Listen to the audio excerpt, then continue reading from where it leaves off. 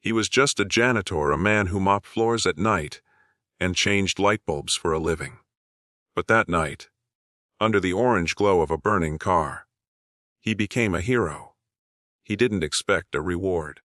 He didn't even expect a thank you.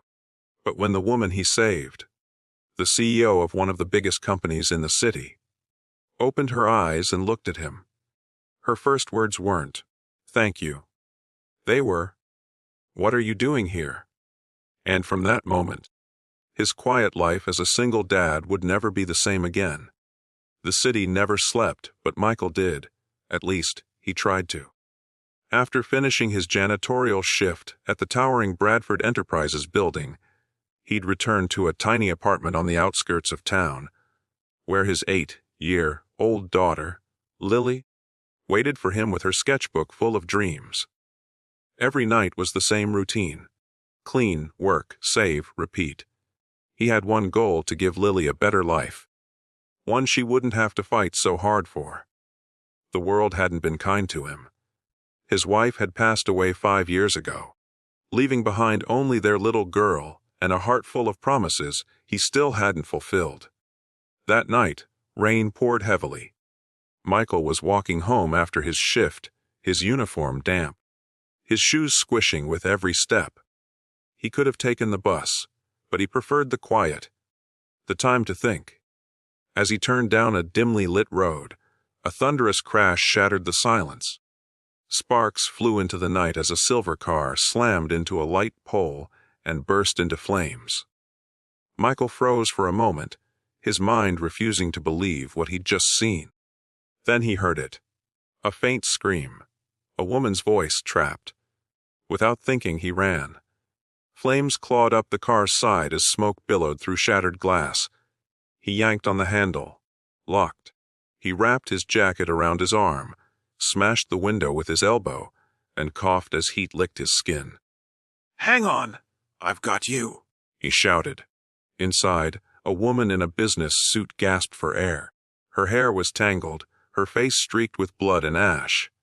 She was unconscious for a moment, then stirred weakly. Michael didn't wait.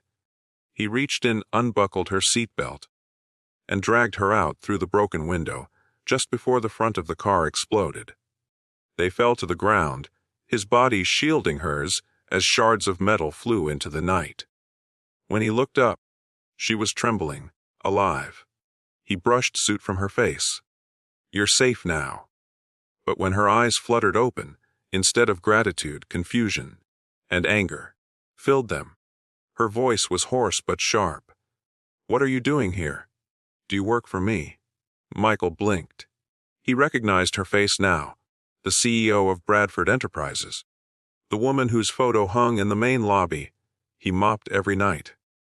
I just helped you," he said softly.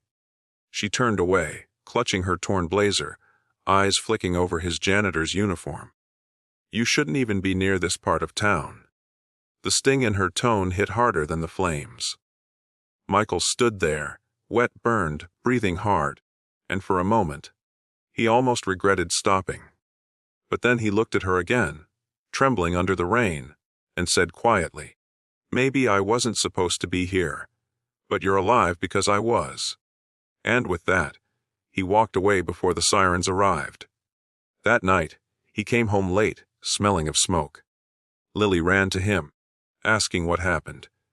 He smiled weakly, kissed her forehead, and said, "Just another long night, sweetheart." He didn't know that by morning his entire world would change. Alina Bradford, CEO, Billionaire, and the woman Michael had saved, was not used to losing control. Her company was built on precision, power, and discipline. Yet, for the first time in her life, she couldn't stop thinking about the janitor who pulled her from the fire. Reporters swarmed her hospital room, hungry for a story.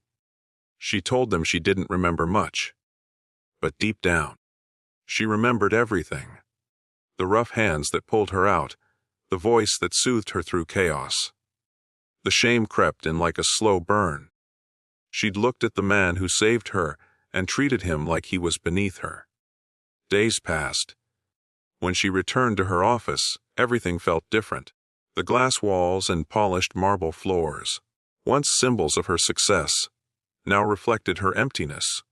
One night, she stayed late to clear her mind. The janitorial crew entered quietly, pushing their carts, and there he was, Michael. Their eyes met across the vast, quiet hall. For a long moment, neither spoke. Then she stepped forward, heels clicking against the floor. "Michael, isn't it?" she asked softly. He hesitated, nodded. "Yes, ma'am. I owe you my life," she said, her voice cracking slightly. "And I owe you an apology." He looked surprised. "You don't owe me anything.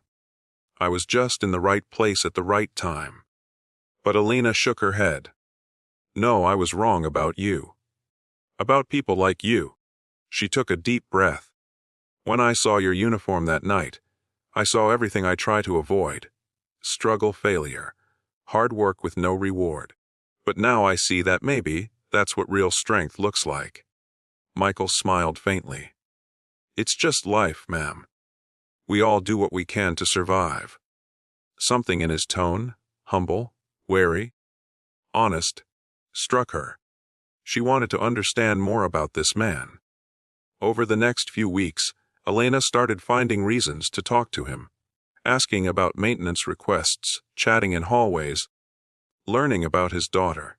She saw how he worked 2 jobs, how he never complained, how his love for Lily was his entire reason to keep going. And slowly, something changed in her. One night, as they walked out of the building together, Elena stopped by his old, dented car. "You saved my life," she said quietly, "but you also reminded me what it means to live." He smiled. "And you reminded me that not all rich people forget what being human feels like." She laughed. Genuinely, for the first time in years. Months later, Elena started a scholarship fund for single parents, in Michael's name. She never announced it publicly. She didn't need to. The world didn't need to know that the CEO had fallen for the janitor who saved her. But every morning, as Michael dropped Lily off at a better school than he ever dreamed of, he looked up at the sky and thought about that night.